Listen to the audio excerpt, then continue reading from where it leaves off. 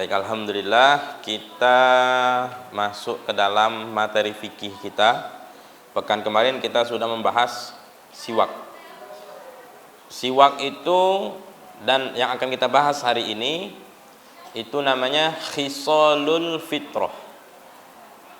Bagian-bagian fitrah manusia. Bagian-bagian yang memuliakan manusia. Ya, fitrah itu artinya mulia, ya Bun ya. Baik, dari mana asal usulnya khisalul fitrah atau kemuliaan-kemuliaan manusia ini? Ternyata dari ajaran Nabi Allah Ibrahim. Ya. Kenapa ini dimasukkan ke dalam bagian toharoh, bersuci? Karena identik dengan membersihkan. Ya. Kalau kemarin siwak membersihkan gigi, ya Bun ya, dan keutamaan-keutamaannya. Baik. Dari mana asalnya? Berarti dari syariat Nabi Allah Ibrahim. Ya. Di sini disebutkan wa fi tafsir qauluhu ta'ala wa idzi bitala Ibrahim rabbuhu bikalimatin fa atammahun. Qala Tawus an Ibni Abbas radhiyallahu anhuma ibtalahu Allah minha bi asyrati asya hiyal fitrah. Khamsu fil ra's wa khamsu fil jasad. Baik. Dan tatkala Ibrahim diberikan cobaan dari Rabb-nya bikalimatin, ya, dengan perintah-perintah. Nah, Imam Tawus ini salah satu mufassir, ya Bun ya, ahli tafsir. Beliau menafsirkan bahwasanya ayat ini bikalimatin, ya, bi amrin, ya, dengan perintah-perintah yang 10 kata beliau. Ya. Jadi Nabi Allah Ibrahim diperintahkan untuk melakukan 10 perkara.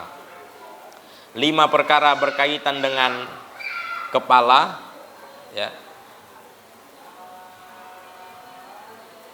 Termasuk apa? Termasuk mencukur kumis, ya, di bagian kepala, ya, makanya kumis. Terus juga berkumur-kumur, memasukkan air ke dalam hidung, bersiwak, ya. Dan 5 lagi di bagian tubuh lainnya, seperti memotong kuku, ya, mencukur ataupun mencabut bulu ketiak, mencukur ataupun mencabut bulu kemaluan, khitan, dan istinja. Baik. Nah, itu 10 perkara. Fa atammahun. Lalu Nabi Allah Ibrahim pun mengikuti ataupun mentaatinya, sehingga Nabi Ibrahim pun menjalankan semua 10 perkara ini. Akan tetapi di dalam hadis lain Rasulullah SAW itu berkata, ya, apa? Al-fitratu khamsah. Ya. Fitrah, kemuliaan manusia itu ada 5, ya, kata Rasulullah. Apa? Memotong kumis, memotong kuku, ya, mencukur yang sudah disebutkan tadi, ya Bun ya. Begitu khitan. Ya. Yang satu lagi itu lupa saya. Ya, memotong kuku, mandi, ya. Baik, kalau tidak salah, mandi. Nah, sekarang kita bahas yang selanjutnya, Bun. Baik.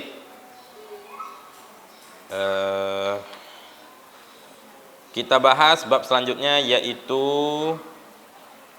kemarin saya lupa memberikan doanya, Bun ya. Doa bersiwak itu, pertama, apakah bersiwak itu harus butuh niat? Naam, butuh niat. Ketika kita memakai sholat, ketika kita membaca Al-Quran, butuh niat. Niat kita apa? Untuk mengikuti sunnah Rasulullah. Ya. Dalam hati saja, Bun.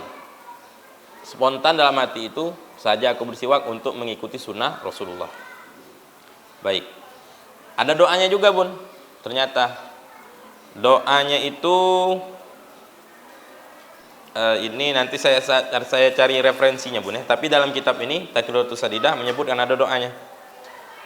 Allahumma bayyid bihi asnani, ya Allah putihkanlah gigiku, wasudda bihi lisati, dan kuatkanlah gusi, wasabbit bihi lihati, dan pelancarkanlah, artinya apa namanya, lahati itu di atas kerongkongan kita bun, di langit-langit kerongkongan kita itu ada ujungnya. Nah itu maksudnya. Wa afsih bihi lisani, dan fasihkan lisanku. Wa barik li fihi, dan berkahilah aku di dalam memakainya. Wa asibni alaihi ya arhamar rahim, dan berikanlah aku pahala wahai yang maha pengasih. Baik, itu doanya bun. Sekarang kita bahas bagian yang kedua. Al-khosratus tsaniyah al-iktihal, bercelak. Jadi Nabi Allah Ibrahim pun diperintahkan untuk bercelak juga. Wa man ahsanu dinan mimman aslama wajhahu lillah wa huwa muhsinun wattaba'a millata Ibrahim hanifah. Dalam Al-Qur'an sudah disinggung, ketika kita melakukan 10 perkara ini, ya, maka kita telah mengikuti ajaran yang baik. Apakah ada ajaran yang lebih baik dalam Al-Qur'an disebutkan, ya, yang menyerahkan dirinya itu untuk melakukan ketaatan kepada Allah Subhanahu wa taala dan berbuat baik dan mengikuti millah ajaran Nabi Allah Ibrahim. Artinya tidak ada yang lebih baik dari itu, ya Pak? Baik. Maka perintah yang kedua al-iktihal, bercelak, yaitu memakaikan di mata kita celak ismit, ya. Ismit itu jenis celak, ya bun ya, jenis celak. Tapi bukan kalau perhiasan eyeliner ya bun ya. Tapi bukan eyeliner, ya bun ya. Tapi dia bubuk ataupun sejenis serbuk lah. Itu jenisnya ismit. Jadi ismit ini telah dianjurkan oleh Rasulullah SAW untuk memakainya apa? Inna min khairi akhalikum al-ismit, kata Rasulullah. Sesungguhnya sebaik-baik celak yang kalian pakai itu ialah jenis ismit. Karena apa? Yajlu lil basar, mencerahkan, menjelaskan pandangan. Wa yunbitus sya'ar, dan bisa menyuburkan bulu mata. Nah, di mana kita mencarinya bun celak ismit ini? Ya, yang aslinya itu ada, cuman jarang karena mungkin mahal ya bun ya. Akan tetapi boleh kita cari-cari ya celak ismit. Nah celak ini sunnah bun, ya salah satu kebiasaan Rasulullah Shallallahu Alaihi Wasallam. Dan Rasulullah pun itu ketika terlahir, subhanallah, beliau manusia yang paling mulia, itu bersih, sudah terputus tali pusarnya. Dan juga Rasulullah pun telah bercelak, ya, telah bercelak. Baik. Kapan disunahkan celak ini bun? Disunahkan inda iradatin naum, ketika tidur. Sebelum tidur malam bercelak terlebih dahulu. Salasan lil yumna wa salasan lil yusra. 3 kali mata kanan, 3 kali mata kiri. Baik. Doanya apa? Ya Allah, berikan cahaya di mataku dan mata hatiku, dan jadikan diriku, artinya hatiku itu lebih baik daripada perbuatanku. Waj'al sarirati khairan min alaniyati waj'al alaniyati sholihah. Dan jadikanlah perbuatanku itu soleh, perbuatan baik. Terkadang manusia itu tidak connect, apa yang dia lakukan dan apa yang di dalam hatinya itu tidak connect. Makanya terkadang ada berpura-pura, atau kata orang itu muka 2, muka 12. Nah itu ibaratnya begitu. Akan tetapi maka kita disunahkan, dianjurkan agar sinkron, hati kita baik, perilaku kita baik. Dan jadikanlah perbuatan kita perbuatan baik. Maka itu doa. Nah, ketika kita bercelak. Baik. Jadi diutamakan di sini yang serbuk bun ya. Karena kalau yang odol, yang kayak odol itu, yang kayak odol itu, sejenisnya bun ya, kajol dan segala macam, itu sekali pakai beda tebal. Ngerinya kalau kita pakai 3 kali, Wah, itu malah jadi seram, ya Bun ya. Jadi utamakan yang serbuk Bun. Kalau yang serbuk dia tidak terlalu mencolok hitamnya. Dan itu bisa memperbagus mata gitu. Tapi hati-hati jangan beli yang bodongan Bun, jangan beli yang palsu. Terkadang dari besi, ya, ada magnetnya ternyata bahaya mata gitu jadi rusak. Ya. Baik, yang ketiga, bagian yang ketiga al-iddihan, meminyakkan badan. Artinya mengoleskan minyak kepada badan dan rambut. Wayakunu ribban, dan ini pun tidak setiap hari, jarang-jarang saja. Terutama orang yang berada di dua iklim, dingin dan panas. Wa yata'akkad idza jaffal jilid, dan itu sangat ditekankan jikalau kulit kita mengering. Jadi kalau orang Arab sana mereka meminyakkan badannya itu dengan minyak zaitun. Nah, kalau minyak goreng Ustaz boleh, tuh kan? Kalau minyak goreng ya kalau ada kebagusan untuk kulit tidak masalah. Atau minyak serbaguna misalkan. Ada tidak Bun? Kalau minyak zaitun dia bisa memperlembut kulit kita Bun, memperhalus kulit kita, ya, melembabkan kulit kita.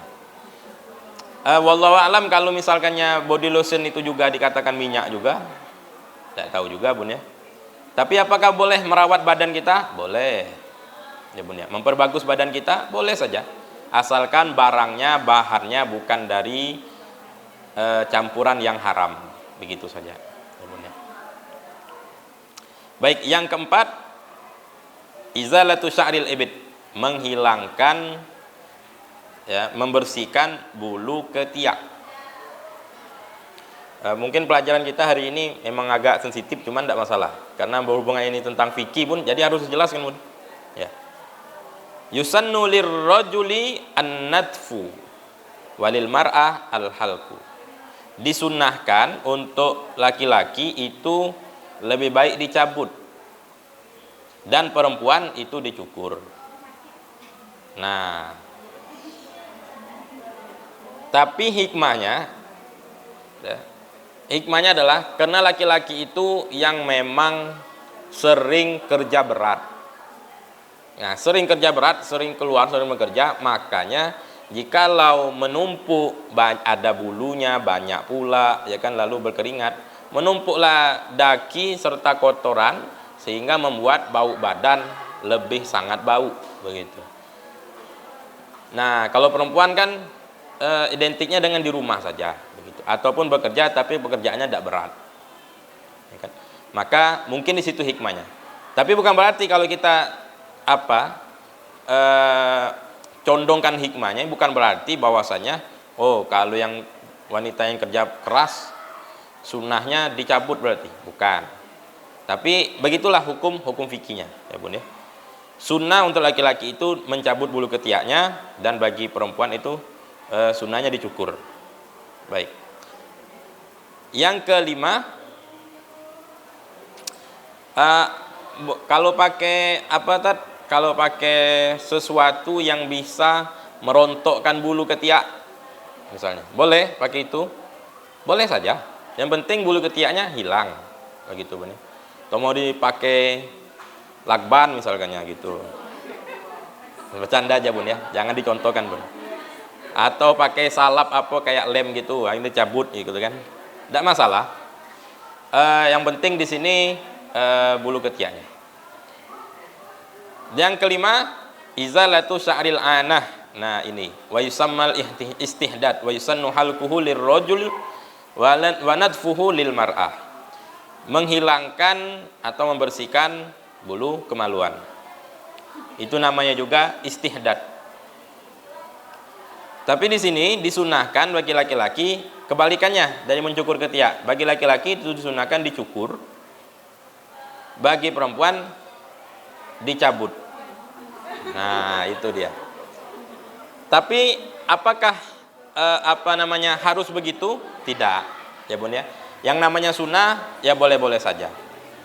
Baik, ternyata di sini ada ulama yang berbeda pendapat. bahwasanya si perempuan pun boleh dia mencukur, ya, dan juga dapat asal sunnah, pahala sunnahnya, karena mungkin menyakitkan begitu Bun ya.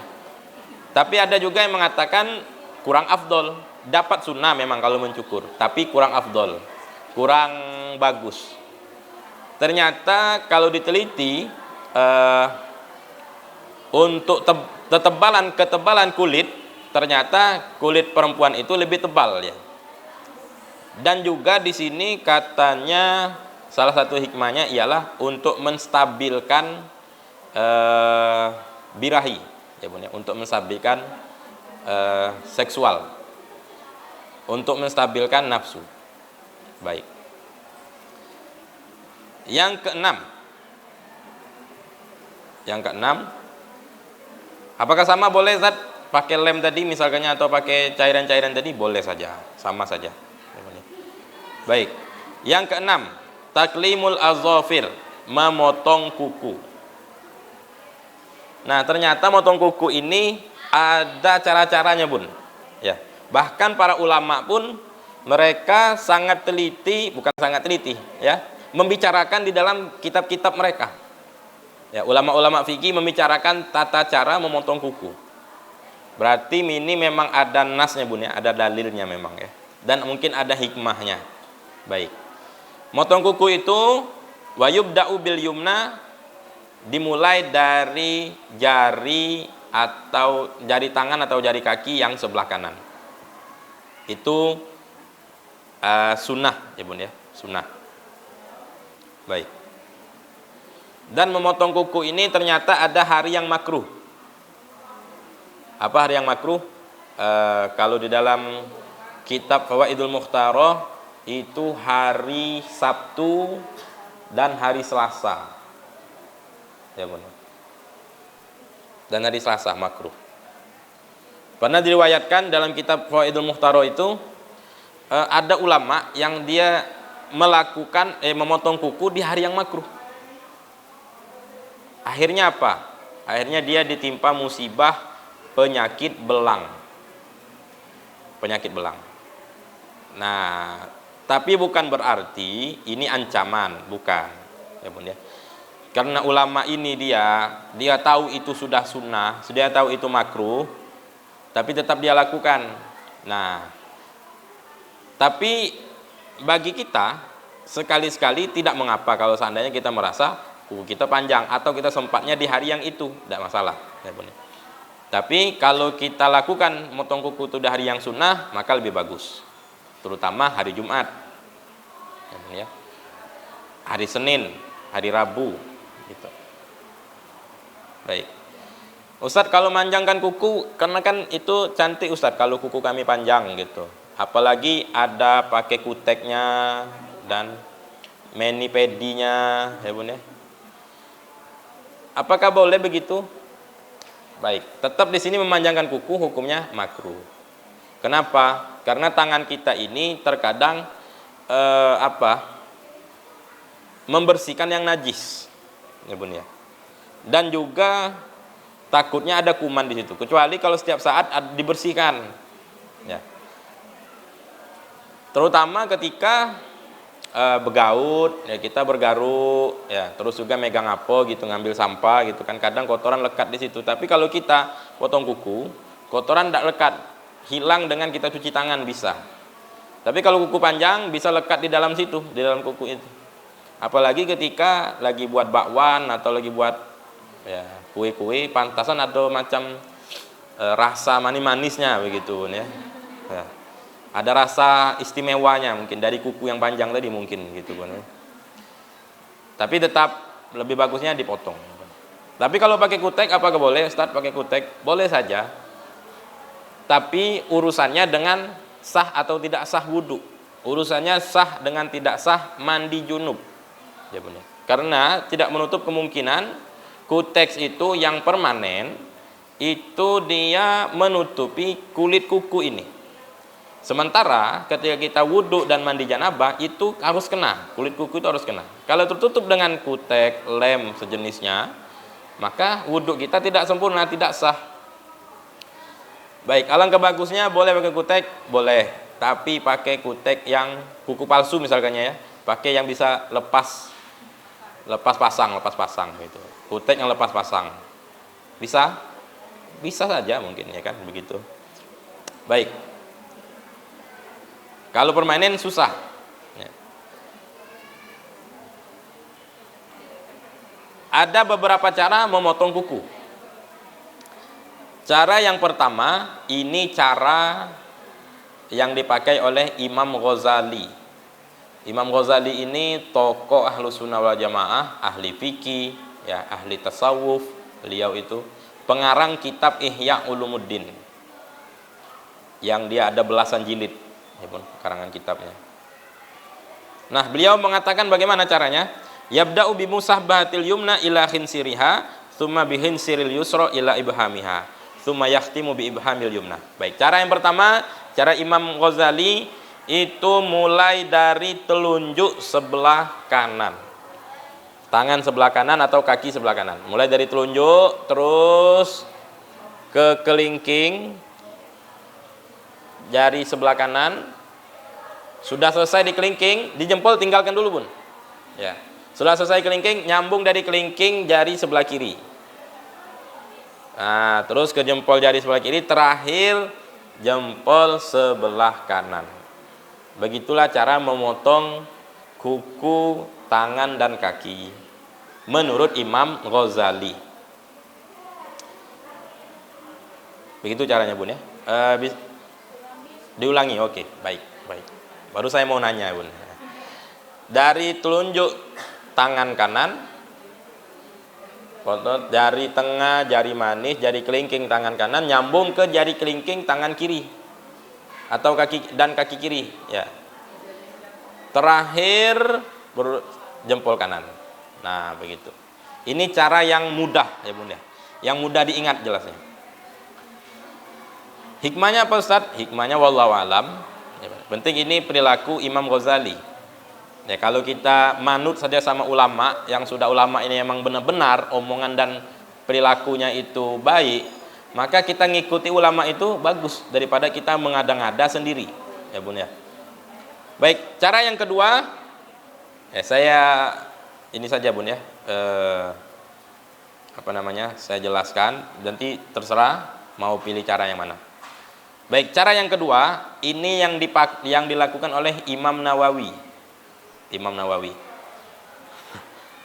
Tapi yang pertama dihafalin dulu, Bun.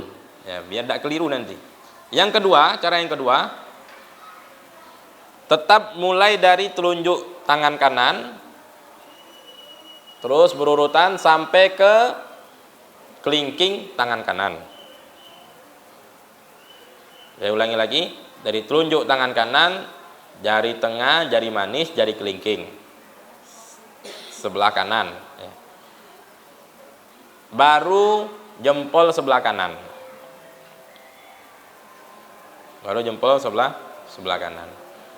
Sementara tangan kiri dan kaki kiri itu dari sesudah yang kanan tadi, Bun ya. Jari kelingking, terus jari manis, jari tengah, jari telunjuk, jempol. Itu cara yang kedua. Ya, Bun ya. Baik. Hadis. Nah, ternyata ada ini ya, Bun, ada hadisnya, Bun. Ya, ada hadis yang mengatakan man qassa azafirahu mukhalifan lam yara fi ainihi ramadan antakuna ala tertib al-mazkur. Ya. Barang siapa yang memotong kukunya dengan cara-cara seperti tadi itu, maka tidak, insya Allah tidak berkumpul di matanya itu kotoran mata. Nah, begitulah kira-kira, Bun ya. Korelasinya ataupun koneksinya wallahu alam bisawab, hasil begitulah hadisnya. Baik. Cara yang ketiga, yubda'u bil yumna ala tertib khawabis wal yusra ala tertib au khosab. Baik.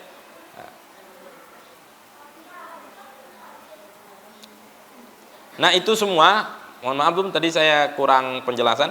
Itu semua untuk jari tangan Bun ya.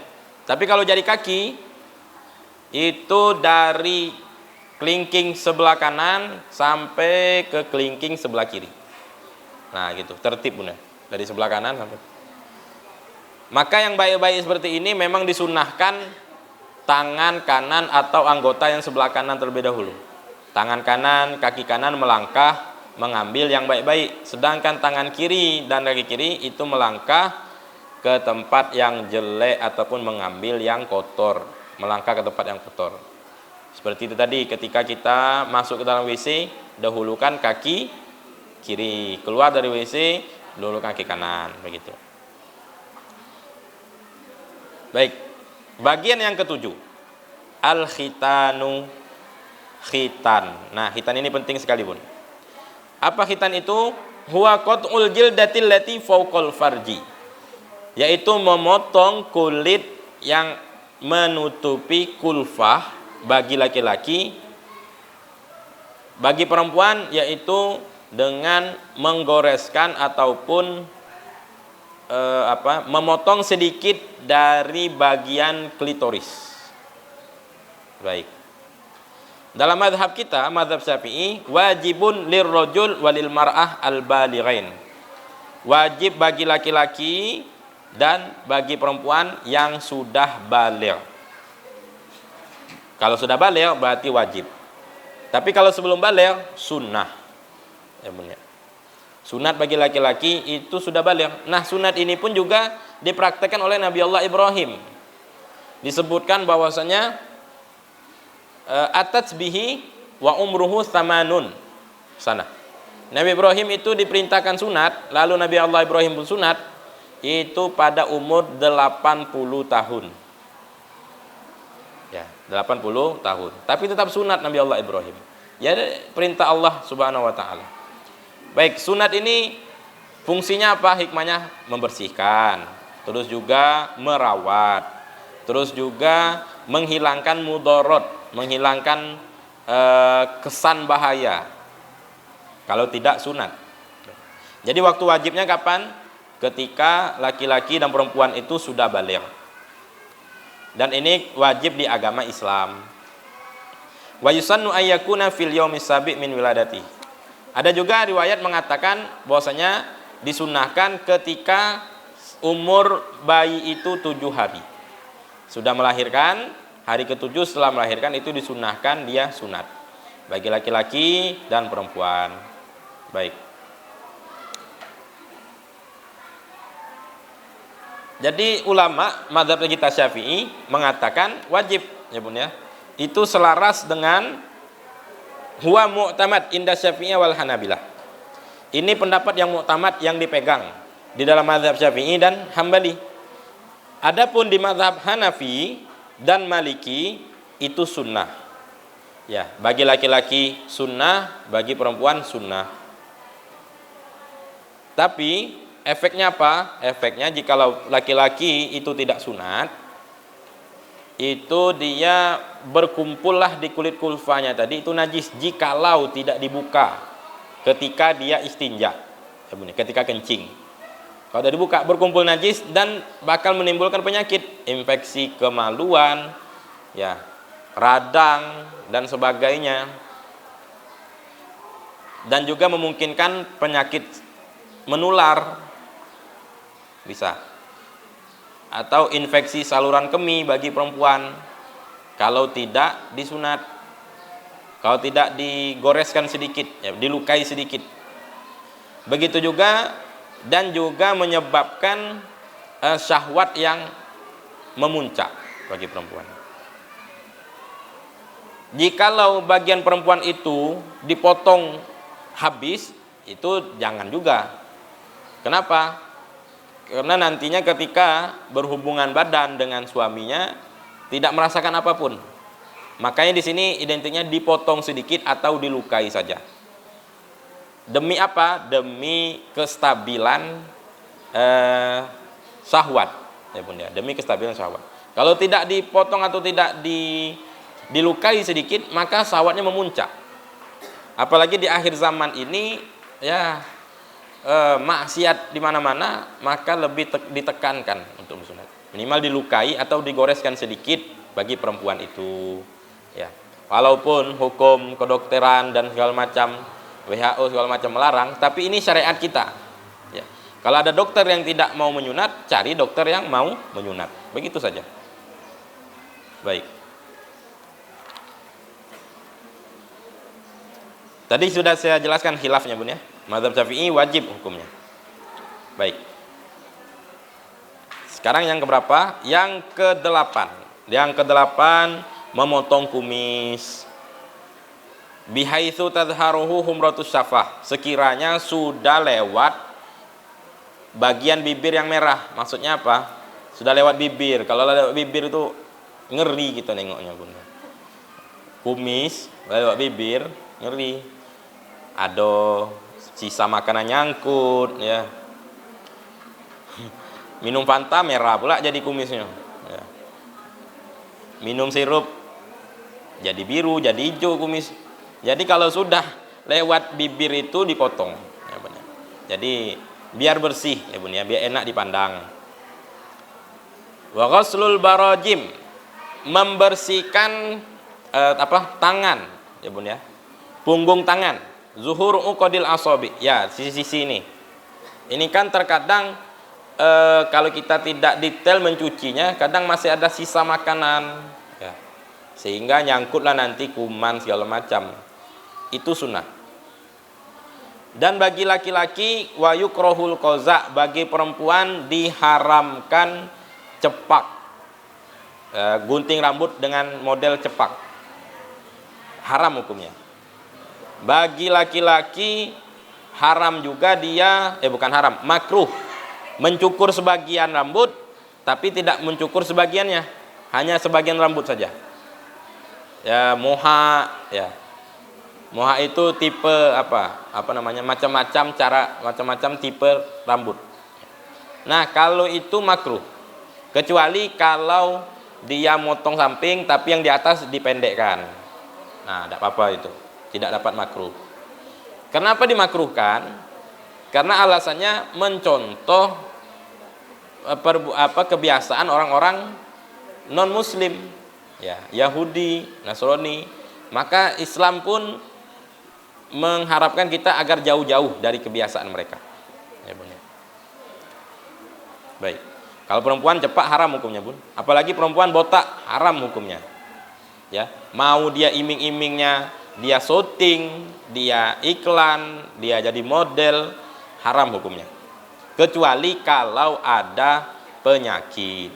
Nah, ada masalah kalau ada penyakit. Baik. Dan juga mencukur alis. Mencukur alis, tato alis, ya, cukur alis haram hukumnya. Kecuali nanti atas embel-embel izin suami, ya, maka hukumnya menjadi boleh, bukan dianjurkan, ya Bun ya, hukum menjadi boleh. Baik. Mencukur jenggot itu hukumnya makruh, tapi dalam mazhab Syafi'i di dalam kitab Al-Um itu haram.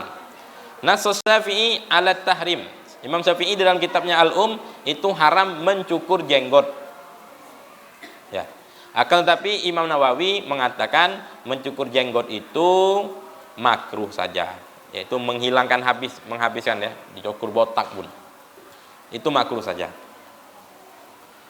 Berarti nyukur jenggot itu ya makruh saja. Ya, makruh. Nah, tidak bisa kita ekstrim di masalah ini. Ya. Ciri-ciri Ahlus Sunnah wal Jamaah itu jenggotan, bukan. Tapi mencaci orang yang berjenggot tidak boleh. Kenapa? Karena Rasulullah pun berjenggot. Para sahabat pun mengetahui bahwasanya Rasulullah itu baca ketika sholat, itu melafazkan bacaan sholat itu dari apa? Dari gerak-geriknya jenggot Rasulullah SAW. Ketika jenggot Rasulullah itu bergerak, berarti menandakan mulut Rasulullah bergerak. Nah, berarti Rasulullah berjenggot. Yang mencaci orang yang berjenggot, berarti dia mencaci Rasulullah SAW. Ya. Akan tetapi di sini memang diperbagus ataupun dibersihkan, terus juga disisir atau dirapikan begitu. Jangan sampai dalam jenggot itu bisa nyimpan duit, bisa apa ya. Artinya jangan terlalu panjang. Kalau dari guru saya Habib Umar bin Hafid itu, beliau berjenggot ya, kata beliau dianjurkan kalau sudah segenggam begini itu dipotong. Kalau sudah lebih dari segenggam itu dipotong jenggot. Mungkin kalau saya jenggot saya panjang ngeri ya mungkin, tapi saya tipiskan saja. Tapi kalau sudah lebih dari ini dianjurkan untuk dipotong. Itu kata guru saya. Adapun orang yang selalu melestarikan jenggotnya, misalkan yang sampai sekilan, sampai tidak masalah, ya bun ya. Yang penting dibersihkan. Tapi kalau kumis tadi memang sunnah dicukur, ya bun ya. Jangan pula kumis nyampe ke mulut tutup galo dengan kumis tadi. Baik. Hukum mewarnai rambut. Di sini yahrumu illa lil jihad walil mar'a bi idni zaujiha. Hukumnya haram kecuali untuk berjihad, berperang. Tapi kalau perempuan itu boleh atas izin suaminya. Baik, begitu yang di dalam kitab ini menerangkan tentang menyemir rambut warna hitam.